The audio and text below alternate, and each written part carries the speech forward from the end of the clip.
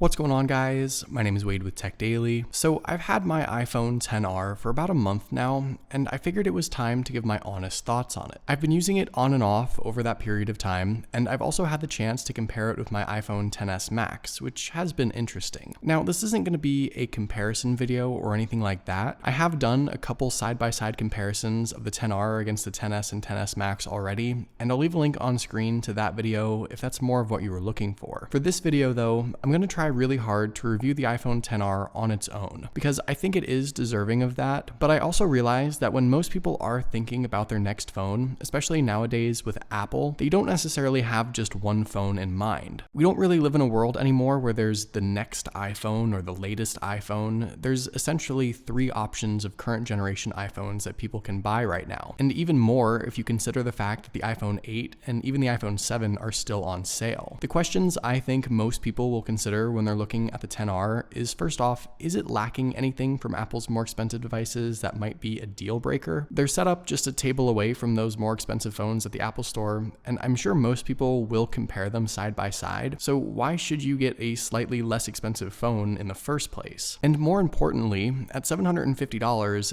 is this a phone that should be even cheaper? Or is saving $300 or $400 over the XS and XS Max enough to justify the price point while still giving people an excellent value? It isn't a budget phone at all, but it's technically a budget iPhone even at $750. But I know a lot of people might try and argue that this phone isn't even worth that. On the surface, the iPhone XR has most of the elements that make it a 2018 flagship device. It's a well-built, nearly all-glass device that looks premium and feels great in the hand, and that's obviously what you'd expect from a company like Apple. It has this sort of brushed aluminum edge that for the most part color matches the glass, and even though I haven't had this phone for that long, I personally haven't gotten tired of the red color. The XR does come in a few other colors though: black, white, blue, yellow, and coral. And it's actually been a while since we've seen these color options on an iPhone, not since the iPhone 5C. And while that device was a super inexpensive plastic embarrassment that I think Apple would prefer to forget, this time around with their colorful budget device, they made the right choice offering premium materials. Size-wise, the iPhone XR falls in between the XS and XS Max, though it is on the bigger side, and I think this was an interesting decision. It's a 6.1-inch device, which puts it in line with most of the other 2018 flagships on the market, but I can see why some people might not be a fan of the slightly bigger size. If you're coming from an older non-plus size iPhone, it's a noticeably larger device and probably not something you'd be used to. If you're coming from a plus size device, however, you're actually getting a much larger display in a slightly smaller chassis. This does make Apple's lineup a little awkward though, because if you like a smaller device, your only option technically is the standard size iPhone XS, which is more expensive than the XR. And yes, I realize that there are additional features on the XS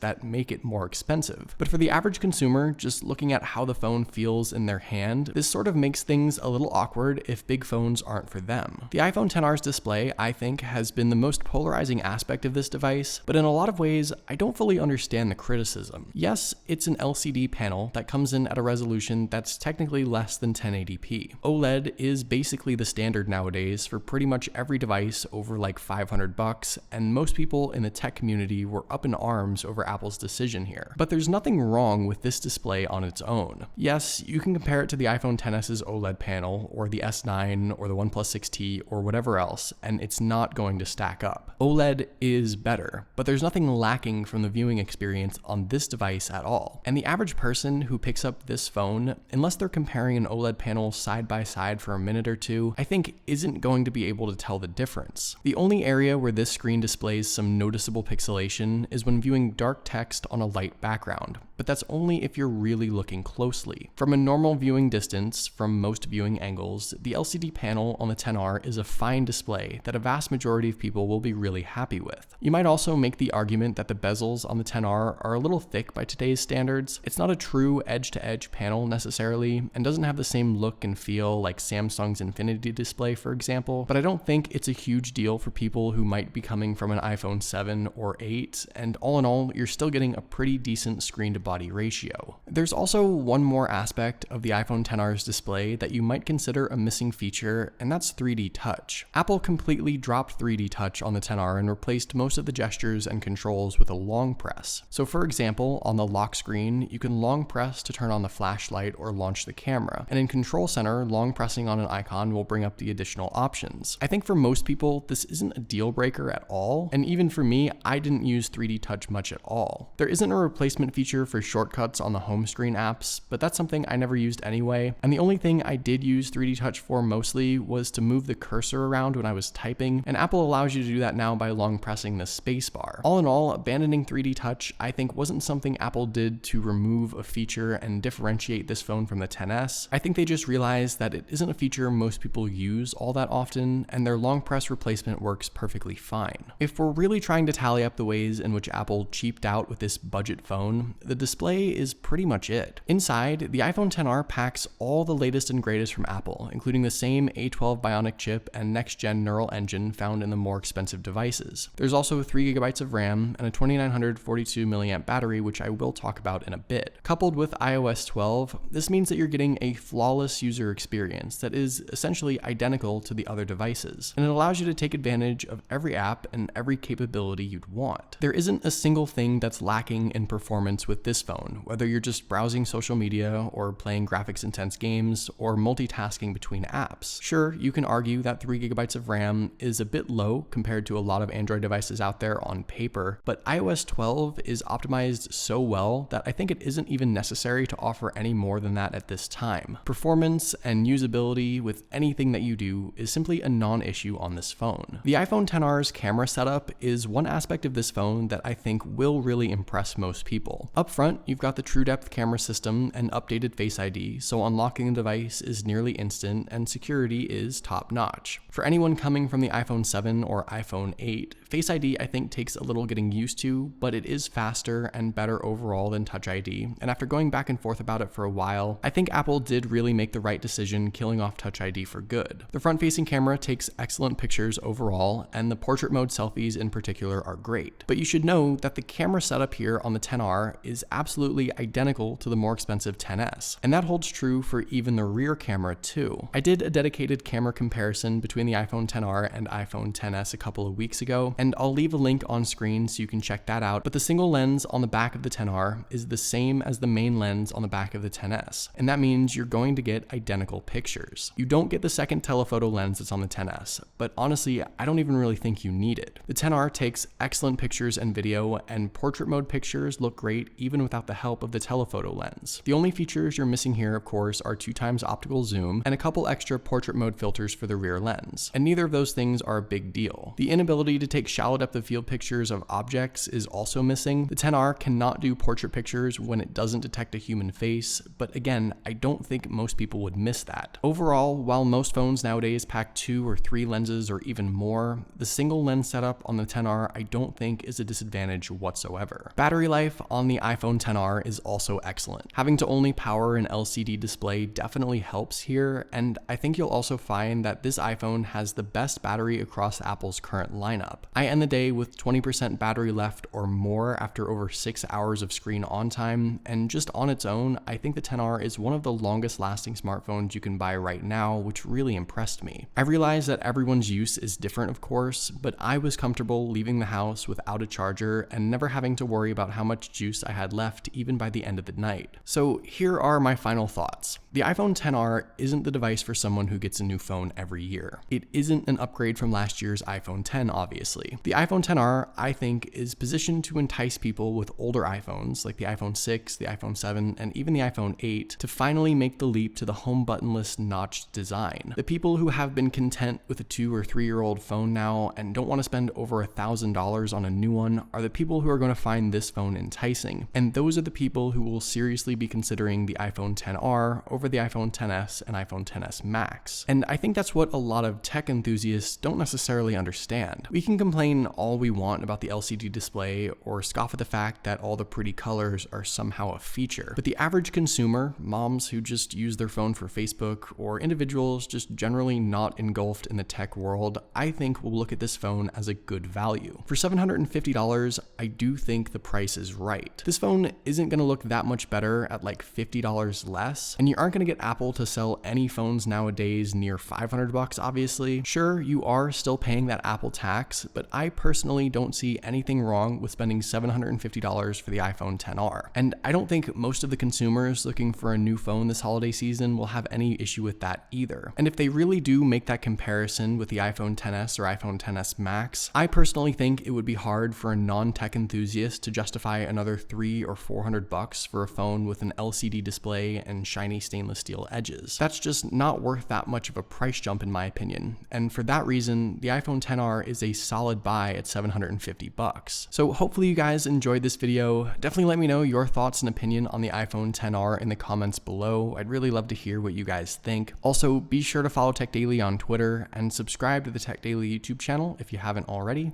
and I'll see you guys later.